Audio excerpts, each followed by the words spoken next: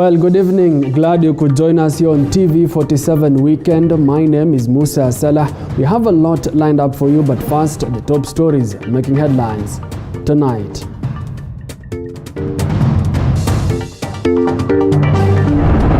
The Kenya-UK diplomatic row intensifies as UK spells out advisory to its nationals in the country. Kenyans celebrate yet another year under restrictions. Biashara huku iko chini mbaya sana, kama vile mnaona tuna hata customer since asubuhi, lakini tuna hope Mungu yuko tutapata. Men in the 5 counties under cessation of movement opted to stay indoors. The BBI reggae is still on, joint committee says. The committee is set to resume its sittings next week to finalize its report.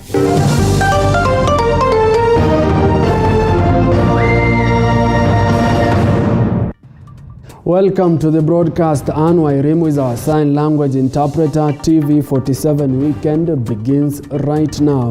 The Kenya-UK diplomatic ties have weakened following a back and forth war of words between the two countries over the suspension of entry into the UK for travelers from Kenya. The UK has issued a travel advisory asking its citizens and other foreign nationals to keep off several parts of the country, citing exposure to terrorism and terror attacks. But Kenya has accused the UK and other vaccine-producing countries of vaccine apartheid, asking travelers from the UK to undergo a 14-day quarantine period. The UK and Kenyan governments have been on a back-and-forth war of words in the past few days, following the UK's travel restrictions on travelers coming from or transiting through Kenya. The diplomatic strife began on Friday when the British High Commission in Kenya announced that travelers coming from Kenya or those who transited through Kenya in the past 10 days would not be allowed entry into the UK effective 9th of April. The Commission highlighting the spike in the COVID-19 infections in the country. The UK also wants its nationals traveling from Kenya and 37 other countries to quarantine in a government-approved facility for 10 days. A few hours later, the Kenyan government, through the Ministry of Foreign Affairs, expressed its dissatisfaction with the UK's new travel advisory, saying that the decision by the UK will have a deep and far-reaching consequences on the Kenya-UK trade, travel, tourism and security cooperation. Kenya has accused COVID-19 vaccine-producing countries like the UK of discriminating against developing countries. Kenya has also accused the UK of hoarding the vaccine, describing it as a vaccine apartheid. In what seems like a retaliatory move, Kenya announced new travel restrictions against travelers coming from the UK. In the new directives that will take effect from the 9th of April, travelers coming from or transiting through UK airports will be required to go through a mandatory 14-day quarantine at a government-approved facility at their own cost. The UK has now revised the restrictions, issuing a travel advisory to its nationals, asking them to keep off several parts of the country, including areas within 60 kilometers of the Kenya-Somalia border, areas within 15 kilometers of the coast from the Athi-Galana-Sabaki River, and the counties of Garissa, Lamu and Tana River. The UK has also warned its nationals in Kenya against visiting public spaces such as bars, restaurants and even places of worship, claiming there may be a looming terror attack in the country. All right, it was a gloomy Easter celebration here in Nairobi, with a majority of Nairobians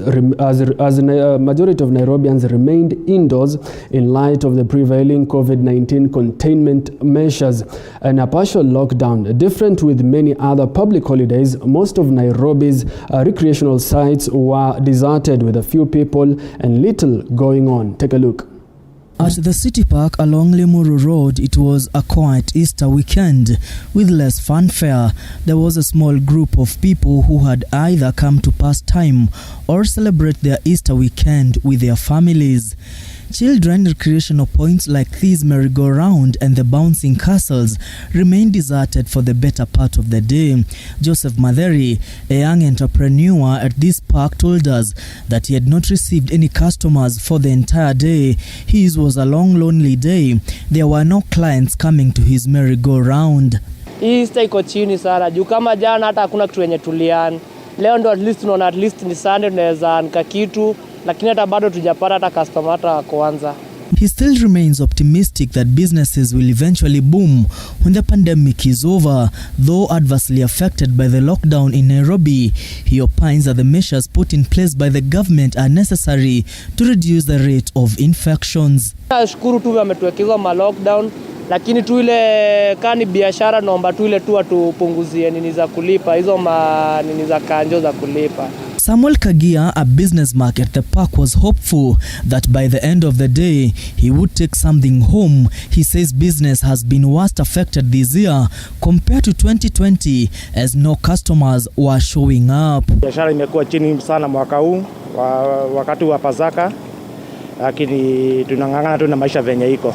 At the nearby trees, a group of children were swinging joyfully on low-hanging branches, each at a time. The fun and the joy overshadowed the gloom in the silent park. Others decided to play and feed the monkeys who were all over the park, yet others decided to ride on horses, all for the Easter celebrations. At one corner of the park, a family of 4 sat quietly, enjoying lunch they had brought with them.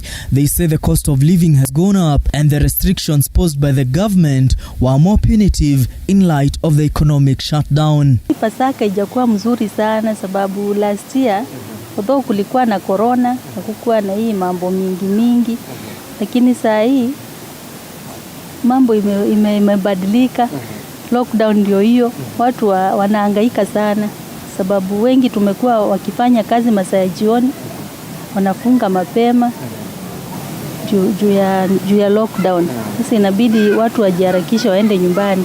At Uhuru Park, Easter celebrations were cut short by heavy rains even before they could start. Distraught entrepreneurs and those who had come to celebrate left hurriedly to shield themselves from the rains. A charity group by the name Friends for Charity put a smile on the faces of hundreds of street children by gifting them free Easter lunch. It being an Easter year, we thought it's good to celebrate with the street families, those who couldn't afford a meal for today. Yeah? So we decided to come together, made a few contributions, we cooked, and then we made our way here. Even the street children could feel the heat of the lockdown that has affected every sphere of life, including their own survival. So we always rely to these guys, umeona nyuma yetu, kama support na chakula. Tutakula ndio lakini kesho tutahitaji nyingine. So for us number 2, our president atusikize tu sisi tunaumia sana hapa mtaani, tunaumia sana. Food sio maana for now. Tunataka support kubwa, tunataka support iko na support na saidia kwa maisha tutoe hapa mtaani. Because this COVID kupata watu kama hawa si rahisi. Easter yako imekuaje? Imekuwa fiti, iko safi. Lakini haina ngori, bora life, lakini najua Mungu atatuokoa. Na mbona hauna mask? Kwani haujikingi na corona? Mask mimi siogopi corona. Kwa nini? Juu mimi sisi wenyewe tumeishi tao, kuna mwenye amepata na corona. Not even the rains could stop such an organization from distributing food to the street children who were here in Uhuru Park during the Easter celebrations. It was indeed a gloomy Easter as Kenyans are being asked to stay home to reduce the rate of COVID-19 infections in the country. Mwangi Maina, TV47 from Uhuru Park, Nairobi. Well done, Mwangi Maina. Now, for the second year running, Christian worshippers in some parts of the country followed Easter services online. This is after the government banned in-person worshipping to prevent the spread of COVID-19. Mudhoni Maina has more. Following the government's containment measures in closing in-person worship in 5 counties and a cessation of movement to prevent upsurge of infections, Easter Sunday was celebrated in different ways as many churches opted for online worship. At the Holy Family Basilica Catholic Church in Nairobi, the service was led by Cardinal John Njoe and just a few members participated. Cardinal Njoe expressed hopes that the measures imposed by the government will not be compelled for long. So they are there not because of their own option, but precisely because of regulations that have been brought aside. And we pray that as soon as possible these regulations can be set aside. Na hata sio tu kufanya tu lockdown, sio tu kufanya tu watu kufungia watu, ni lazima pia tusaidie watu kuwa na mikakati ambayo itawasaidia hata wale ambao maaskari ambao mnahongwa wakati huu wa kafyu, mjue ya kwamba hatuna pesa mingi ya kuwahonga. The measures were imposed in worship places in 5 counties of Nairobi, Kiambu, Machakos, Kajiado and Nakuru. However, in Rongai, Kajiado County, police suspended the service at the Jesus Celebration Center Church, but the church has said that only 15 people were leading the service, which took place online, blaming the police for the move. In Kisumu County, Lolwe Deliverance church leaders have urged the government to loosen the containment measures already in place by opening places of worship. We want to appeal to the government and we want to say, please, people are suffering. The churches are going through challenges of all kinds. Can you allow the church to open? In Uasin Gishu County, the International Pentecostal Jabaras Church had several believers commemorating Easter Sunday, remembering their counterparts who could not worship due to the conditions of the COVID-19 pandemic. Singine tunakuwa na washirika wetu ambao wako mijini kama Nairobi, Nakuru, huwa wamekuja nyumbani ili tuweze kusherehekea pamoja.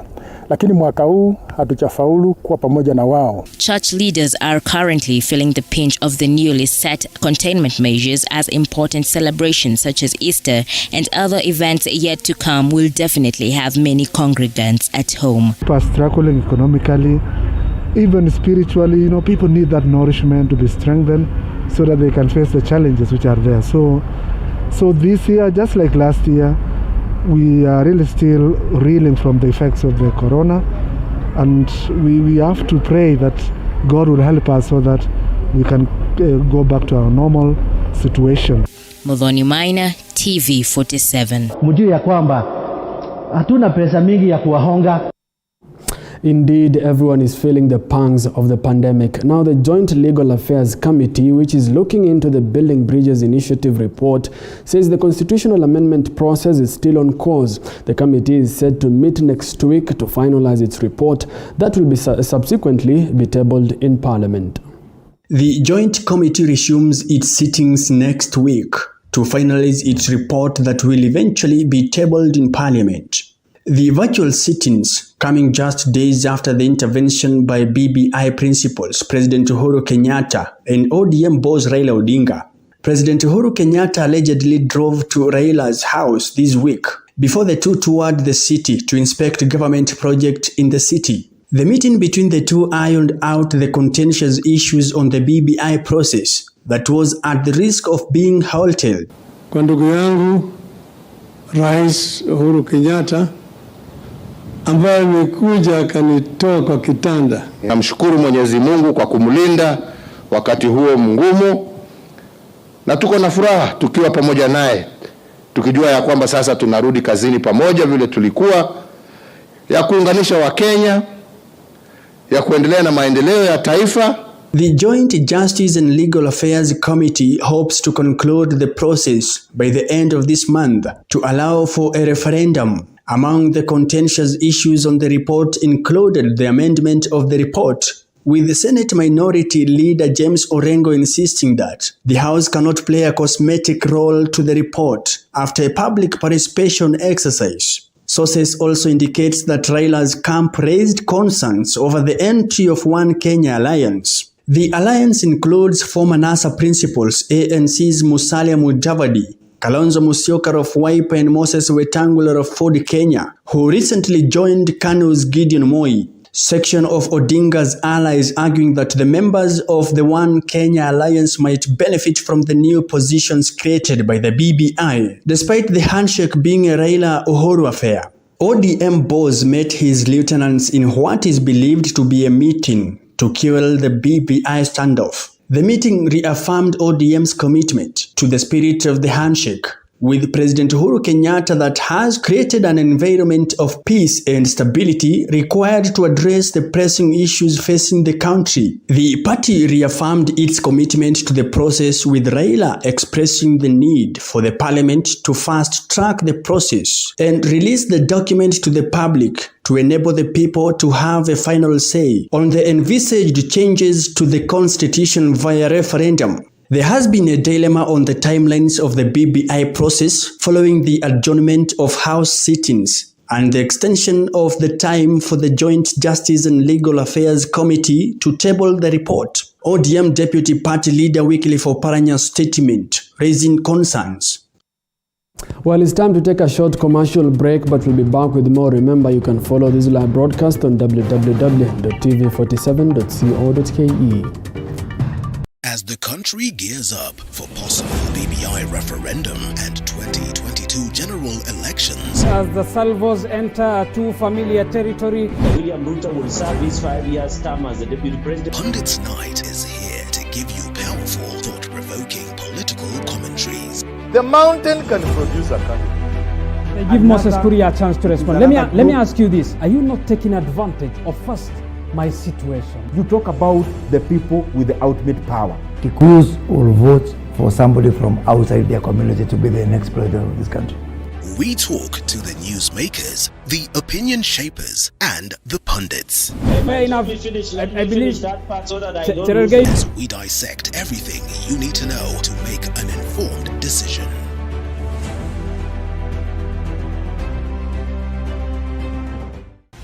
How well do you know what's happening around you?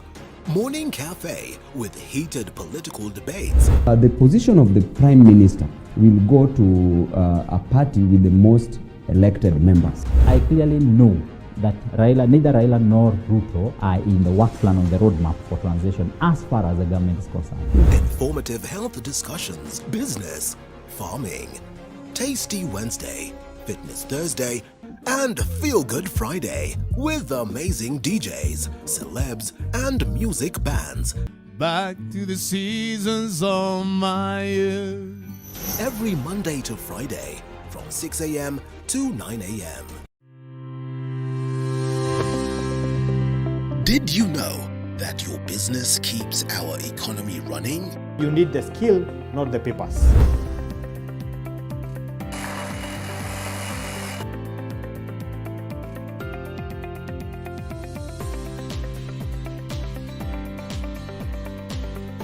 Always tell yourselves, one day at a time. You can't do everything under one roof. Over time, I've had to realize that good things take time. The Grind, every Monday at 7:30 p.m.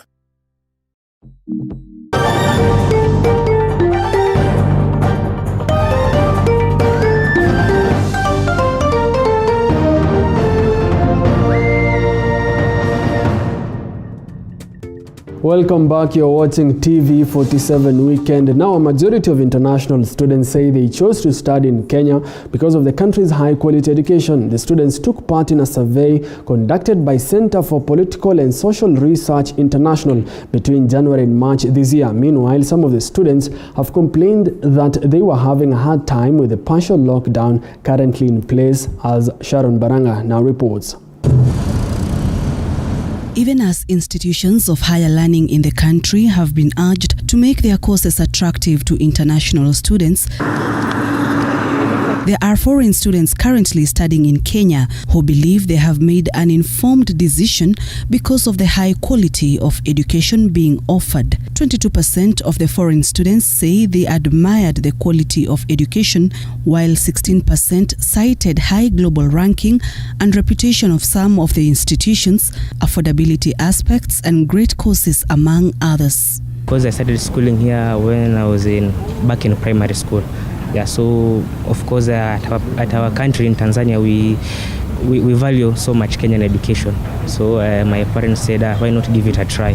So I said I came here, and then with time I just got to like the place and the country, and then I said, why not continue? Most of the boarding primary schools in Kajiado, George, really cater for Tanzanian students.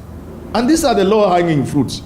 If this government had this country went out deliberately, consciously, in a structured manner to capture the Tanzanian market in terms of basic education only, the government will raise a lot of revenue.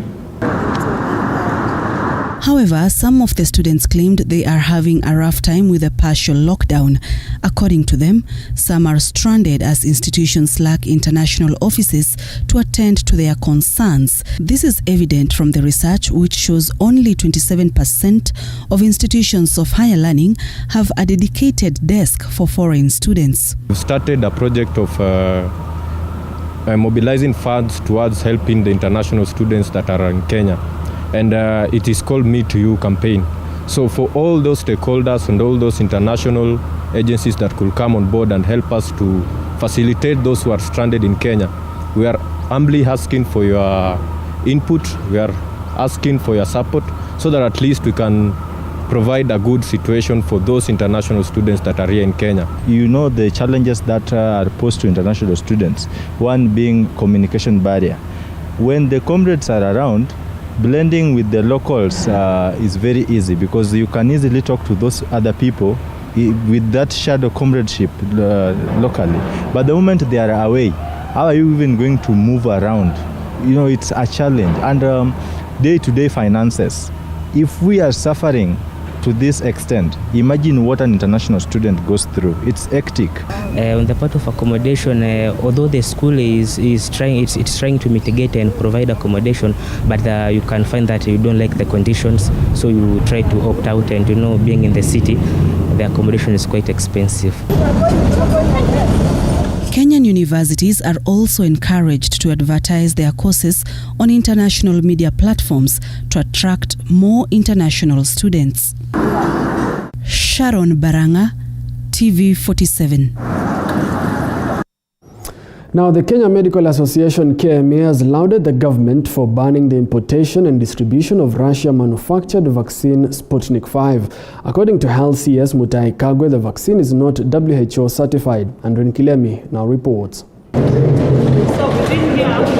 The Kenya Medical Association KMA has expressed concerns on the commercialization of the Sputnik 5 vaccine, which has locked out many Kenyans following its exaggerated market price. The association further lauding the government for banning the vaccine in the country. KMA President Were Onyino on Sunday through a letter said the vaccines are the last hope in controlling the COVID-19 pandemic and that his association is troubled that the high markups for retailers might lock out millions of people from accessing the vaccines. KMA further urging the Ministry of Health to stick to the phase 1 and accelerated phase 2 approach in order to ensure that the most vulnerable in the society are protected first. In situations where a public-private partnership will be required to fast-track the vaccination exercise, KMA recommends that the call for expression of interest be done in an open and transparent manner through the print media to ensure the process is accountable. The importation, pricing and rollout of the vaccine should be aligned to national and global policies and strategies. That the vaccine to be imported are WHO approved and meet the global safety standards. So far, more than 200,000 Kenyans, including President Kenyatta, have received the AstraZeneca vaccine.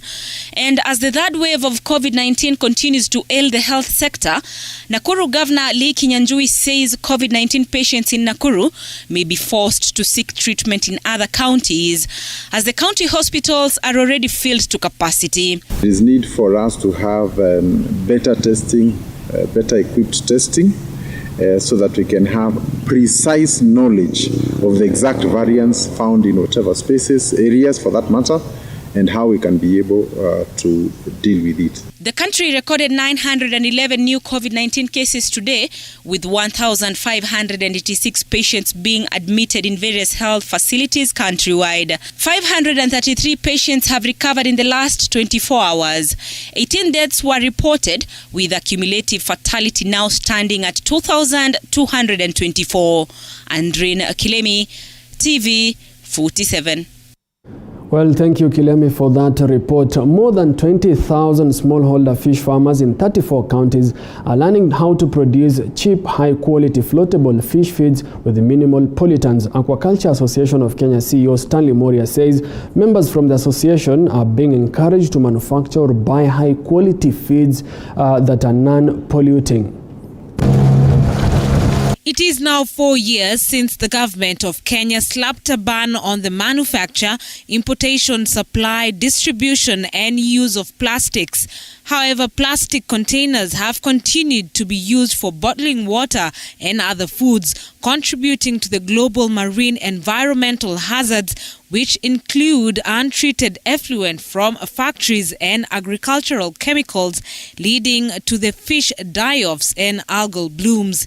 It is for this reason that over 20,000 smallholder fish farmers in 34 counties within the country are being sensitized on innovative methods of producing cheap and quality fish supplies in what could boost gains made from the plastic ban. Aquaculture Association of Kenya AAK CEO Stanley Moria says members are being encouraged to manufacture and use quality commercial feeds instead of using traditional methods like avocados and arrowroots, among others, which have been found to raise levels of water pollution, adding that this will go a long way in preserving water bodies, including Lake Victoria.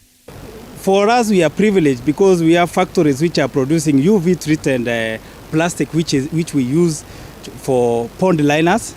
We have been relying on these government institutions to get that information and pass it to our farmers. And we are encouraging our farmers to please use the information we are getting, use it well. Kemfree Assistant Director of Lymphology, Dr. Crispin Nyamwea, says with the dwindling capture fishing due to a myriad of factors, innovative methods of fish production like fish cages and ponds will help meet the rising demand of the product. We are projecting that in a few years' time, cage fish farming and aquaculture at large will produce more fish than what we get from the natural environment. So it is very critical that we take into consideration what is the contribution of our aquatic ecosystems in this country in terms of food safety, food security and nutrition, and income assurance to our people, job creation. Consumption of fish in Kenya is said to have increased from between 25,000 and 35,000 metric tons a year to the current 100,000 metric tons. More reason perhaps for upholding the zero pollution in the blue economy.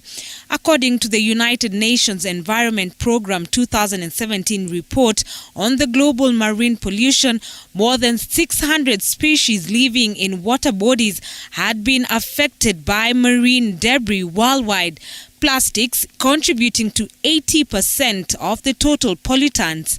Experts therefore advocating for commitment to zero pollution.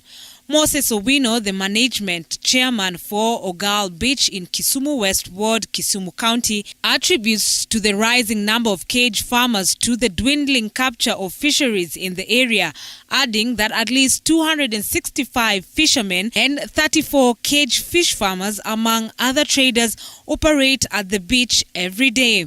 Actually, it is helping the local. We can now get fish readily. After rearing it for 8 to 9 months, you can now harvest. And from there, the local will get the fish ready at the beach. At the moment, cage farmers are turning to the Kenya Marine and Fisheries Research Institute and AAK for advice on the best farming practices to increase production. Ruth Mulandi, TV47.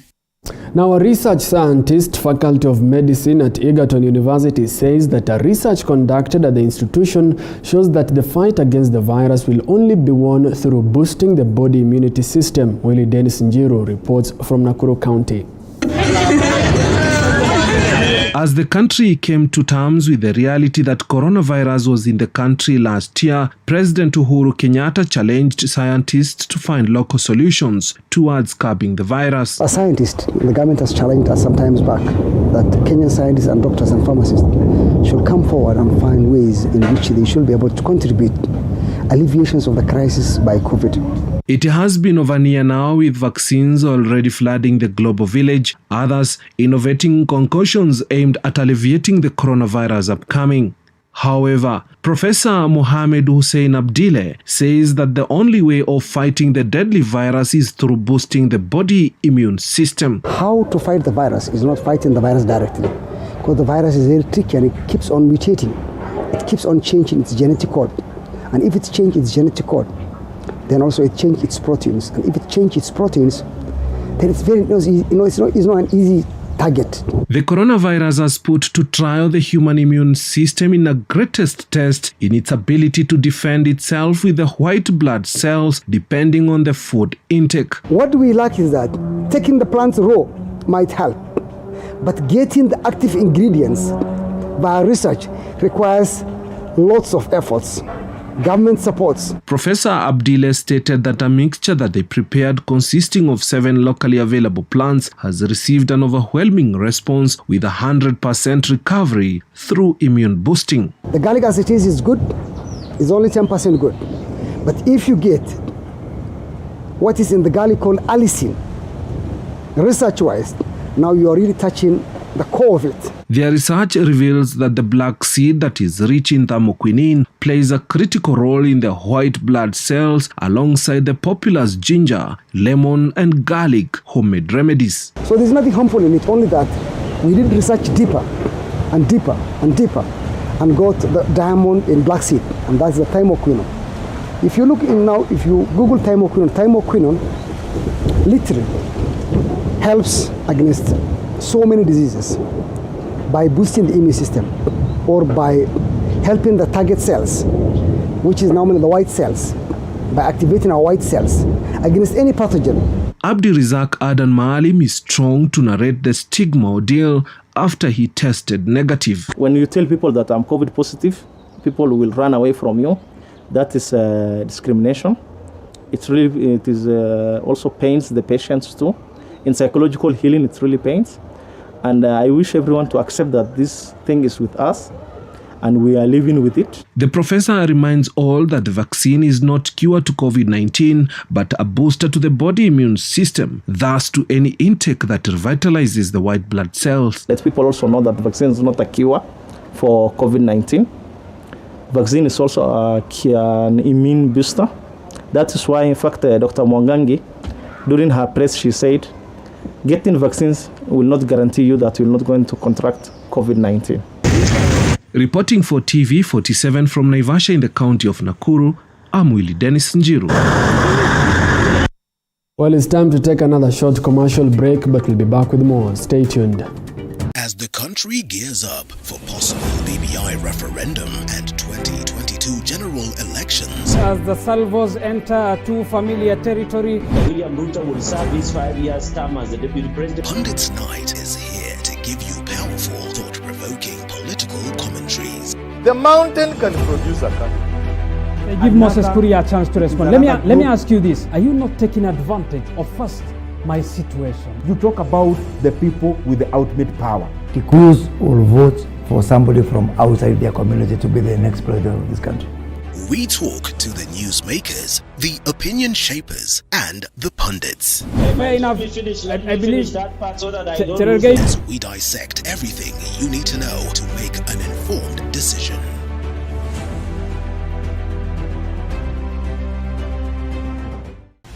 How well do you know what's happening around you?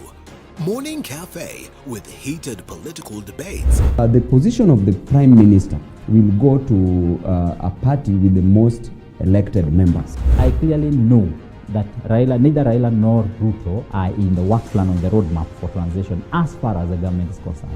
Informative health discussions, business, farming, Tasty Wednesday, Fitness Thursday, and Feel Good Friday with amazing DJs, celebs, and music bands. back to the seasons of my youth. Every Monday to Friday from 6 a.m. to 9 a.m. Did you know that your business keeps our economy running? You need the skill, not the papers.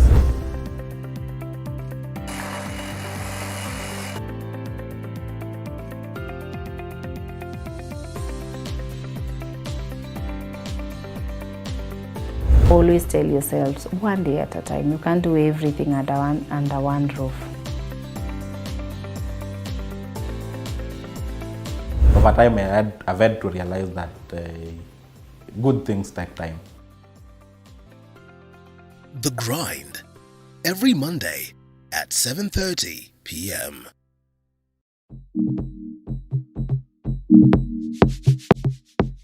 Before the markets open, farmers begin their day, each with the desire to produce the best. But how can they increase the numbers, maintain the standards, Aitoi ile garlic inafaa itoi, that standard garlic. reduce the cost, We spread our risk.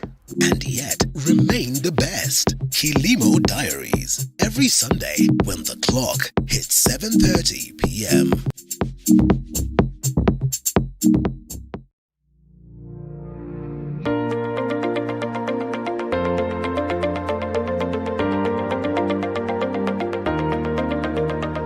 Cut, chop, mix, steam, grill, fry. Only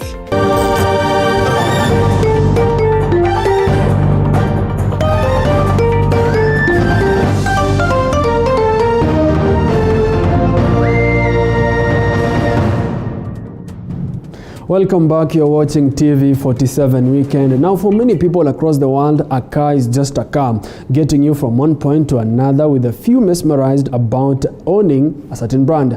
But that's just it. Rarely will you find a love for cars so deep that you open up your garage to fabricate cars.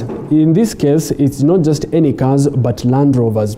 Ruth Mulande reports of a 20-year-old John Mark who turned his passion and love for a particular brand into a business. Take a look.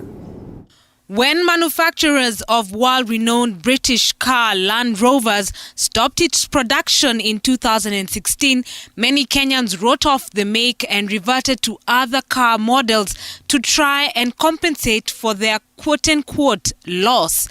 But not everyone gave up hope on the once upon a time infamous vehicle in the local market, oftenly used by the military, police and government officers.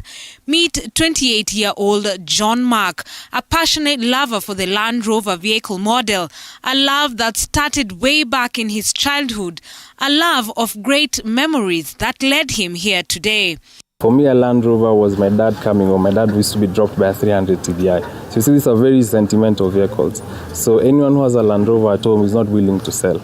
So I advise you, let's rebuild them. Let's bring those memories back to life.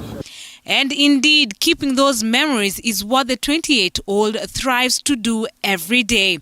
John Mark started his garage back in 2020 after getting his first Land Rover while just in campus, when he realized that there was a demand for refurbished Land Rovers that gathered dust in many homesteads.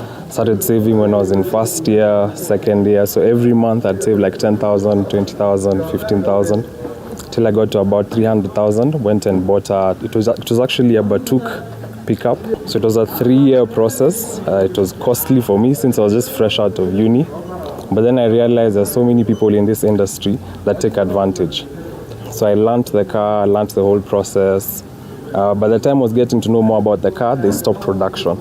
The accountant by profession took his time to study the car and on his own learned how to refurbish it the best way possible, and quickly set up shop in Nyeri, where he says is quite convenient for him. The accessibility of parts from Nyanyuki, Isiolo, also the spaces here are quite cheaper than being in Nairobi. So in 5 years we're hoping to build enough capital base start a proper Land Rover movement, bring into as many guys we can get into, and rehabilitate 200 vehicles in 5 years, and have another base in Nairobi. Just like most businesses, his too has been hit by the COVID-19 pandemic, but he's optimistic that the future is bright, with his business all set up now and ready to enter vehicle-based competitions like the Rhino Charge to showcase his work and the power of the vehicle. Ruth Mulandi, TV47. Well done, Ruth Mulandi. Now, a family in Kagira, village of Kandara, constituency Murang'a County, is counting losses after an inferno brought down their 3 houses, burning all their belongings, including chicken. Family members say they woke up at midnight to a rude shock of devastating fire engulfing their houses. Philomena Mudhoni, who is a mother of the family, says she smelled petrol-like flames, and on realizing the fire is too much to deal with, they called on neighbors for help, but the fire was uncontrollable. The family is appealing for help and the government to investigate the cause of the fire, suspecting that it was set deliberately due to settle a land dispute.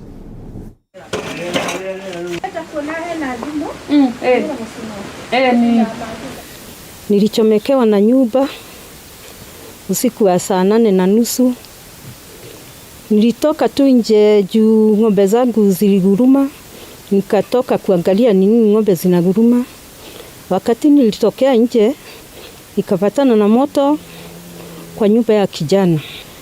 Hiyo moto ilikuwa juu, ilielekea mpaka kwa manyumba ya nguruwe na kuku. Nguruwe isikaluka sikaenda nje, lakini kuku zilichomeka zote. Hiyo moto imetuletea hasara kubwa, sababu tukihesabu ile kitu yote ilikuwa kuku, hiyo chakula yote ya kutoka kwa shamba, tuingie kwa nyumba ilikuwa na vitu yote tulikuwa tumejaza. Kuna nyumba ya kijana wawili, yote ilikuwa na vitu. Yote tunaona tumepata hasara ya 1.8 million. Although huku kuna kuanga na shida hiyo ya shamba. Na tumesema ikuwa na hiyo shida ya dada yangu alikuwa amekufa. Tukamtoa mochari tukamleta mpaka hapa. Baadaye tukakuja kuambiwa shimo tumeshimba kwa wenyewe, lakini sio kwa wenyewe, ni hapa ni kwetu. Wale tunashindana na wao ndio wanakuanga na hiyo shida. Sasa tunashuku inaweza kuwa ni moja ya sababu ya hiyo ya shamba. Na DCI tunajua anaweza na anajuaga hiyo kazi vizuri. So tunaweza na tunaomba kama ni DCI wale wahusika wote, chief, sub chief, wote wahusika na hiyo maneno, tutatue hiyo maneno ya shamba. Now, over 900 families involved in a land tussle with private developers in Lamkani, Mombasa County have vowed to return to the disputed land where they resorted to rebuilding their temporary structures. The families say that the private developers are using their financial muscles to maneuver their way around the court order that bars both involved parties from undertaking any activity on the 10-acre piece of land. They are accusing the developer of disobeying court orders to the extent of constructing perimeter walls around the land, subdividing it and developing it. They now want the area leaders to intervene. Hakuna hata bribe wala zawadi apartment wala hakuna ukuta wowote hapa. Na kisheria kwamba tunajua kama kesi inaendelea, shamba haistahili kuwa developed na pande zote mbili. Lakini kitu kinatushangaza ni kwamba hawa wenzetu sijua wanatumia mamlaka gani. Wana barua, wanajua kesi inaendelea, lakini kila kukicha wanatumia watu wakijenga maukuta, kujenga manyumba na kuweka mafensi ambazo hatuzielewi. So kitu tunaomba ni kwamba tumesema hatutaki fujo, na tumekubali ya kwamba sisi sote wanalamkani tumerudi kwa shamba letu tukingoja uamuzi tukiwa ndani ya hili shamba, na hatutaki bwenyenye yoyote aite polisi kutusumbua katika hili shamba, ama mtu yoyote yule atumwe kuja kusumbua watu wa Lamkani. Kama ni barua, tuko na barua tumeserve governor wetu. Sasa ujumbe huno uende kwa Uhuru Kenyatta. Sisi kina mama twateseka sana. Hapo siku 3 twafurushwa, twapigwa, twaumizwa na watoto wetu. Mheshimiwa Joho, watu wako sisi tumekwenda pale kwenye ofisi wako wiki nzima hakuna majibu. Mheshimiwa Mbogo, si watu wako, Wakenya wenzako, mbona tupata shida hivi? Twateseka sisi hapa.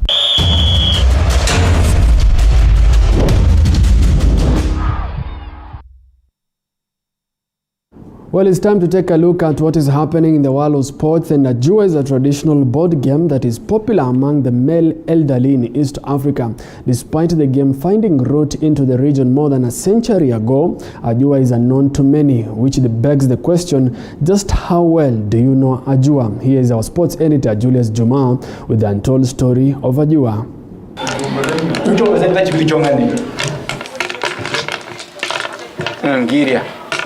It is one of the oldest games in the history of mankind, dating back to thousands of years ago. There is Bao or Ajua, a traditional Mankala board game played in the East African states of Kenya, Uganda, Tanzania and Burundi, as well as some parts of Comoros, Malawi and the Democratic Republic of Congo. This is the untold story of Ajua. Welcome, my name is Julius Juma.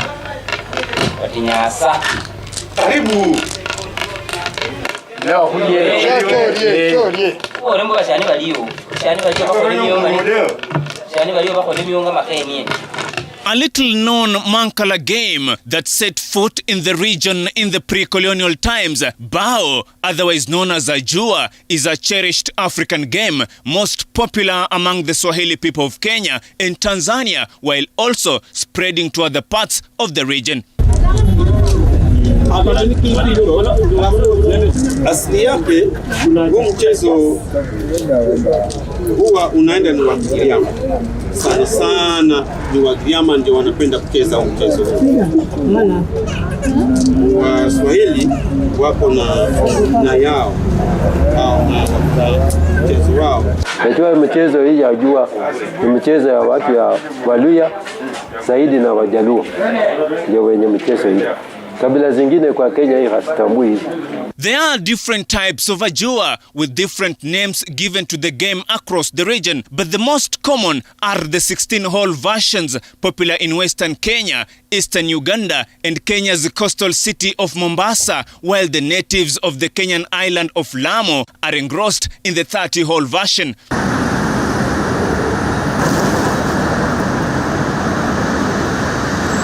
Hii mchezo vile unaona namna hivi, kama Jumapili hiyo tunashindanga njaa.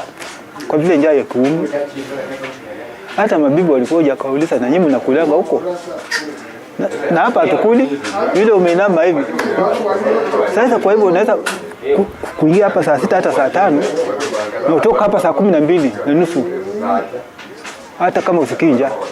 Lakini ukiondoka hapa ndio unaanza kusikia njaa.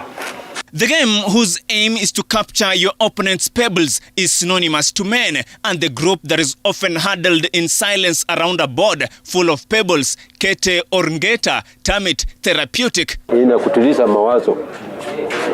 Ukiwa kama una mafikirio mengi, sababu ulikuwa nyumbani uliwacha kama mambo iko mingi, wakati uko hapa unajisikia kama uko huru.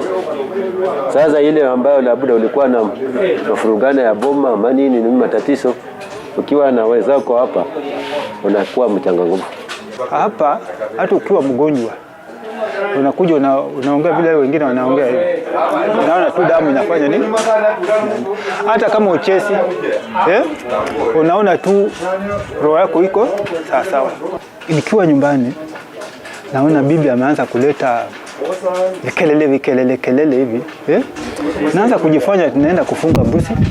Napitia tu kwa nyumba, kanda ya nyumba hiyo. Mimi nakuja hapa, ama napigia, nikija kama wengine wajakuja napigia member mmoja wa genga. Mimi mtu wa manya, napigia mtu wa genga, bwana niko hapa bwana, kuja tuendelee. Uko na nafasi? Ndio. Tunakuja tunaanza kuendelea.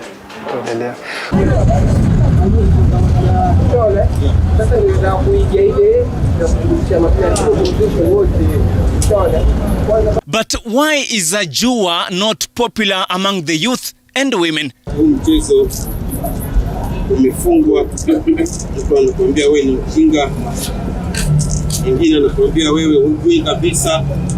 Sasa wakati mtu anakuambia wewe hujui kabisa, huwa unaona kama kuna mama hapa unaona haya kama na mwenzako, ndio wanawake hawaji hapa. Kuna sehemu zingine wanawake pia wanacheza, lakini wanaambiwa wafae malungi. Hata tulienda huko na Mbogoto, tukakuta wanawake wawili, tukacheza nao, pia wanajua. Wakati inaweza fika mtu ameshinda na mwingine anaona ati labda huyu alishinda kwa njia sio takana, sasa wanaanza kurushana maneno. Ikiwa kama tempa ya vijana, utaona kama nakupiga kofi. Na saa nyingine wanakuambia wewe ni mtu ya analog, na sisi watu wa digital hatuwezi kuingia pamoja. Ndio sababu pia wakija hapa nawaambia nyinyi mrudi tu pande ya digital, sisi ni wana analog. Weka nataka mpate hapana ogopa. One interesting fact, if you are an alcoholic or bedeviled with temper issues, this is not a game for you. No, not this one. Ikiwa kama wewe umekunywa pombe, hatukabiria, haturuhusu wewe ukue na keti na sisi hapa. Sauri mambo yake itakuwa juu kuliko sisi. Nikiona wewe umekunywa, namwambia wewe kwenda pumzika, ukuje kesho. Sauri hatutaingiliana. Na hiyo mambo ya pombe na hii itafika wakati unakunywa kama mtu kama mzee. Ukijibu wewe neno, itafika wakati labda umeshapiga mimi kofi ama umeshaangusha mimi nimeanguka kule. Ukiwa mtu hasira, wewe tunakuondoa. Ukija hapa kama umekunywa uchezi.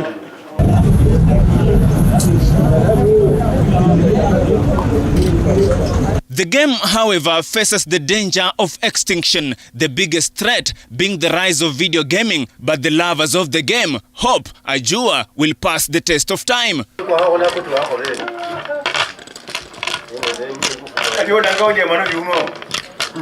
Conceived in the Arabian world before spreading to Kenya.